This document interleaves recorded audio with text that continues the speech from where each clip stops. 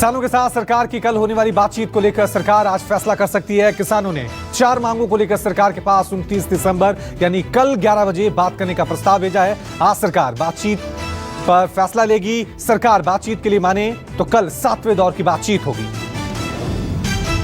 किसान अपनी शर्तों पर अड़े हुए हैं। किसानों ने पहली शर्त रखी है कि तीनों कृषि कानून रद्द करने की प्रक्रिया पर सबसे पहले चर्चा हो। एमएसपी की कानूनी गारंटी की प्रक्रिया और प्रावधान पर बात हो। पराली और बिजली कानून में जरूरी बदलाव हो। किसानों ने कहा कि अगर सरकार ने मांगे नहीं मानी तो आंदोलन खत्म नहीं और बढ़ेगा। नए कृषि कानूनों के खिलाफ डटे किसान अपना आंदोलन और तेज करने का प्लान बना रहे हैं। सरकार को बातचीत का प्रस्ताव देने के बाद किसान संगठनों ने नए साल पर जगह जगह प्रदर्शन का ऐलान किया है। किसान संगठनों का कहना है कि 1 जनवरी को पूरे देश भर में प्रदर्शन करेंगे। किसानों ने लोगों से अपील की कि वो किसानों के पक्ष में खड़े हों। आज देश को बिना ड्राइवर के चलने वाली पहली मेट्रो की सौगात मिल गई है। पीएम नरेंद्र मोदी ने वीडियो कॉन्फ्रेंसिंग से देश की पहली चालक रहित मेट्रो को हरी झंडी दिखाकर रवाना किया। देश की पहली ड्राइवरलेस ट्रेन दिल्ली मेट्रो की मेजेंटा लाइन और पिंक लाइन पर चलेगी। पहले चरण में ड्राइवरलेस ट्रेन मेजेंटा लाइन पर जनकपुरी पश्चिम से नोएडा के बॉटनिकल गार्डन मेट्रो स्टेशन के बीच दौड़ेगी। ड्राइवरलेस मेट्रो के उद्घाटन के मौके पर पीएम मोदी बोले 2025 तक 25 शहरों में मेट्रो चलाने का टारगेट। पीएम मोदी ने कहा 2014 में सिर्फ 5 शहरों में मेट्रो रेल थी, आज 18 शहरों में मेट्रो रेल की सेवा है। साल 2025 तक हम इसे 25 से ज्यादा शहरों तक विस्तार देने वाले हैं। जब हमारी सरकार बनी उस समय सिर्फ 5 शहरों में मेट्रो रेल थी, आज 18 शहरों में मेट्रो रेल की सेवा है।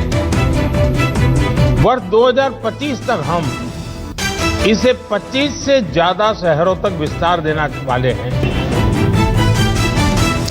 दिल्ली के अरुण जेटली स्टेडियम में पूर्व केंद्रीय मंत्री अरुण जेटली की जयंती मनाई गई। इस मौके पर स्टेडियम में अरुण जेटली की प्रतिमा का केंद्रीय गृह मंत्री अमित शाह ने अनावरण किया। अमित शाह ने कहा कि अरुण जेटली जी पुख्ता तर्कों के साथ विरोध करते थे। मुझ पर जब जब संकट आया जेटली जी ने बचाया। अरुण जी ने जरा भी डरे बगैर हमेशा वो पब्लिक परसेप्शन की चिंता करते थे, मगर मेरे केस में कभी भी पब्लिक परसेप्शन की चिंता करे बगैर, क्योंकि तू सच्चा है, तुझे बाहर निकलना चाहिए, हमेशा मुझे सहारा भी दिया, गाइडेंस भी दिया और जहां जरूर पड़ी वहां उन्होंने खुद भी मीडिया के सामने या कहीं पर भी संसद में मुखर कर बोलने में कभी। कुछ दिन पहले अरुण जेटली की मूर्ति लगाए जाने से नाराज पूर्व स्पिनर बिशन सिंह बेदी ने डीडीसीए छोड़ दी थी। बेदी का कहना था कि जेटली चापलूसों से घिरे रहते थे। इस मौके पर बीसीसीआई के अध्यक्ष राजीव शुक्ला ने कहा कि बेदी का नाराज होना दुर्भाग्यपूर्ण है और उन्हें इसे व्यक्तिगत तौर पर नहीं लेना चाहिए। उनकी जो प्रतिमा लगी है मुझे लगता है एक बहुत अच्छा कदम है। विवाद है, मुझे लगता है जो विवाद कर रहे हैं उनको मैं यही कहूँगा कि इसको छोड़ दें, विवाद न करें। उनका एक बहुत योगदान है, इसलिए व्यक्तिगत उनको न लाके इसमें जो है इसको सपोर्ट करना चाहिए। कांग्रेस आज स्थापना दिवस मना रही है। कांग्रेस नेता ए के एंटनी ने पार्टी मुख्यालय पर फहराया पार्टी का झंडा। गुलाम नबी आजाद समेत बड़े नेता कांग्रेस दफ्तर में मौजूद रहे। पार्टी के स्थापना दिवस के मौके पर कांग्रेस महासचिव प्रियंका गांधी भी दिल्ली स्थित पार्टी कार्यालय पहुंची। कांग्रेस के स्थापना दिवस पर बोले राहुल गांधी, पार्टी देश हित की आवाज उठाने को प्रतिबद्ध। राहुल गांधी ने ट्वीट करके कहा, आज कांग्रेस के स्थापना दिवस पर हम सच्चाई और समानता के अपने संकल्प को दोहराते हैं। कांग्रेस कार्यालय पहुंची प्रियंका गांधी ने एक बार फिर किसानों का मुद्दा उठाया। कहा, सरकार को किसानों की बातें सुननी चाहिए और कानून को वापस लेना चाहिए। प्रियंका गांधी बोली, किसानों के लिए जिस तरह की भाषा का इस्तेमाल कर रहे हैं वो पाप है। सरकार किसानों के लिए जवाबदेह है। इस तरह के लफ्ज ये किसानों के लिए इस्तेमाल कर रहे हैं, मैं समझती हूँ कि ये पाप है। किसान अन्नदाता है इस देश में, तो सरकार किसानों के प्रति जवाबदेह है। स्थापना दिवस के मौके पर राहुल गांधी के कांग्रेस कार्यालय न पहुंचने पर बीजेपी ने सवाल उठाए। राहुल गांधी के विदेश दौरे पर हमला बोला। एमपी के सीएम शिवराज सिंह चौहान बोले, कांग्रेस अपना 136वां स्थापना दिवस मना रही है और राहुल जी 9-2-11 हो गए। गिरिराज सिंह ने कहा कि भारत में राहुल गांधी की छुट्टियां खत्म हुई। बीजेपी की ओर से लगातार किए जा रहे हमले के बीच कांग्रेस ने सफाई दी। कांग्रेस प्रवक्ता रणदीप सुरजेवाला ने कहा कि राहुल गांधी एक निजी यात्रा पर गए, उनकी नानी की तबीयत ठीक नहीं है, ऐसे में बीजेपी को सवाल नहीं उठाने चाहिए। 45 किसान पिछले दिनों के अंदर पिछले दिनों के अंदर अपनी कुर्बानी दे चुके हैं और कितने किसानों की बलि आपको चाहिए। तो इसलिए किसानों से सीधा वार्तालाप करें, प्रधानमंत्री हमारी मांग है। तीनों काले कानून खत्म करने का एक निर्णय जो ये देश चाहता है उसको वो बताए। संजय राउत की पत्नी वर्षा राउत को ईडी ने नोटिस भेजा, कल पूछताछ के लिए बुलाया। ईडी पहले भी वर्षा राउत को पेश होने का आदेश दे चुकी है। इससे पहले 11 दिसंबर को पेश होने के लिए कहा था। संजय राउत की पत्नी को ईडी का नोटिस पीएमसी बैंक घोटाले की जांच के मामले में भेजा गया है। वर्षा राउत के समन को लेकर सियासत शुरू हुई। संजय राउत ने बिना नाम लिए ट्वीट किया, कहा आ देखें जरा किसमें कितना है दम, जमकर रखना कदम। प्रेस कॉन्फ्रेंस करके संजय राउत ने कहा ईडी दबाव में है, हमने कुछ गलत काम नहीं किया, परिवार को निशाना बनाएंगे तो हम वैसा ही जवाब देंगे। हमने कोई छुपाई ये बात नहीं है। 50 लाख का जो हमारा लोन है वो हमने दिखाया है। तो ईडी को क्या तकलीफ है या भारतीय जनता पार्टी को क्या तकलीफ है उसमें? इस देश में भारतीय जनता पार्टी में ऐसे बड़े बड़े सुरमा बैठे हैं, अगर मैं उनके परिवार तक पहुंचा तो आपको देश छोड़कर भागना पड़ेगा। दिल्ली में आधी रात को हुई बूंदाबांदी के बाद ठंड का टॉर्चर और बढ़ गया। दिल्ली एनसीआर के लोगों पर ठंड के साथ साथ कोहरे के डबल अटैक का सामना करना पड़ रहा है। लोग सर्दी के सितम के साथ साथ कोहरे की भी मार झेल रहे हैं। मौसम विभाग के मुताबिक 1 जनवरी को न्यूनतम तापमान 2 से 3 डिग्री के बीच रहने का अनुमान है। यानी नए साल पर भी दिल्ली वालों को कंपकपाती ठंड से राहत नहीं मिलेगी। यूपी से लेकर उत्तराखंड, हरियाणा से लेकर पंजाब और चंडीगढ़ से लेकर हिमाचल तक सर्दी का सितम जारी। हिमाचल में ठंड का प्रकोप जारी। शिमला में दिसंबर में कड़ाके की ठंड पड़ रही है। उत्तराखंड मौसम विभाग ने चेतावनी दी है कि आज और कल पहाड़ी जिलों में बर्फबारी और मैदानी जिलों में बारिश होगी। मौसम विभाग ने कहा है कि बर्फबारी की वजह से पहाड़ों में चट्टानें खिसक सकती हैं।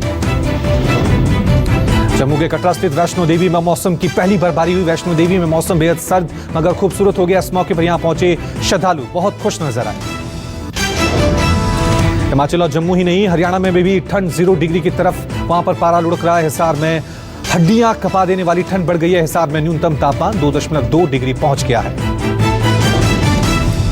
जम्मू श्रीनगर हाईवे खुला। रविवार शाम को बारिश के बाद हुए भूस्खलन और जवाहर टनल पर हुई बर्फबारी के कारण हाईवे बंद कर दिया गया। हाईवे आज सुबह वाहनों के लिए खोल दिया गया।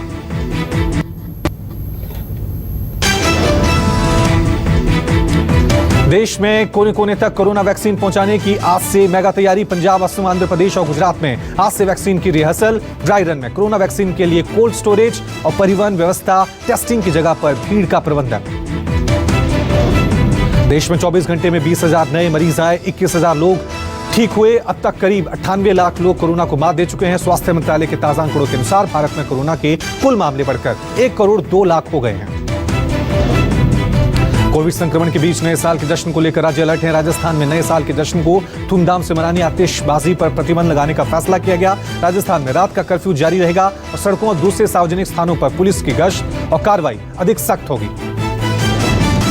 योगी सरकार ने नए साल पर कार्यक्रम में 100 से ज्यादा लोगों के शामिल होने पर रोक लगाई। नए साल पर कार्यक्रम के लिए पुलिस प्रशासन से भी इसकी इजाजत लेनी होगी। महाराष्ट्र में 5 जनवरी तक रात 11 बजे से सुबह 6 बजे तक नाइट कर्फ्यू लगा। कर्नाटक के मुख्यमंत्री बीएस येदियुरप्पा ने 2 जनवरी तक रात 10 बजे से सुबह 6 बजे तक कर्फ्यू लगाने का ऐलान किया है। गो कोरोना के बाद नए स्ट्रेन के लिए केंद्रीय मंत्री रामदास अठावले ने नया नारा दिया है, no corona no. Ramdas Athawale पिछले महीने कोरोना की चपेट में आ गए थे, जिसके बाद मुंबई के एक निजी अस्पताल में उन्हें भर्ती कराया गया था। अब नए स्ट्रेन को लेकर रामदास अठावले बोले, नो कोरोना नो। महाराष्ट्र में यूके, साउथ अफ्रीका, यूरोप और मिडिल ईस्ट से आने वाले यात्रियों के लिए नई गाइडलाइंस जारी की गई हैं। विदेश से आए लोगों को क्वारंटीन रहने के 7वें दिन करवाना होगा RT-PCR टेस्ट। रूस के राष्ट्रपति व्लादिमीर पुतिन ने अपने आप को वैक्सीन लगाने की अनुमति दी। पुतिन को स्पुतनिक V कोरोना वैक्सीन लगाई जाएगी। रूस में तैयार वैक्सीन की पहली डोज पुतिन की बेटी ने ली थी। अब राष्ट्रपति व्लादिमीर पुतिन बोले, मैं इंतजार कर रहा हूं, मुझे कब वैक्सीन लगेगी। यूपी की राजधानी लखनऊ में विभूति खंड में सनसनीखेज वारदात सामने आई है। शराब के नशे में पति ने अपनी पत्नी की धारदार हथियार से गर्दन काट दी। घटना की खबर मिलते ही मौके पर पहुंची पुलिस ने घायल महिला को फौरन अस्पताल में भर्ती कराया। महाराष्ट्र में साधुओं पर अत्याचार जारी है। औरंगाबाद में साधु के साथ मारपीट की घटना सामने आई। वीडियो सोशल मीडिया पर तेजी से वायरल। गुजरात के राजकोट में पुलिस ने जब्त किए 36 लाख रुपए के बंद हुए 500 के नोट। पुलिस ने 3 लोगों को गिरफ्तार किया। नेपाल में सियासत जारी। चीन के राष्ट्रपति शी जिनपिंग के खास सलाहकार ये जो नेपाल पहुंचे, पीएम ओली और प्रचंड से मुलाकात कर सकते हैं। नेपाल पहुंचे जिनपिंग के सलाहकार का विरोध प्रदर्शन से हुआ स्वागत। सड़कों पर उतरे लोगों ने चीन विरोधी नारे लगाए। वुहान में फैले कोरोना की लाइव रिपोर्टिंग पर महिला पत्रकार को 4 साल जेल की सजा। महिला को रिपोर्टिंग के दौरान झगड़ा करने और कोरोना के संबंध में लोगों को भड़काने का आरोप लगाया।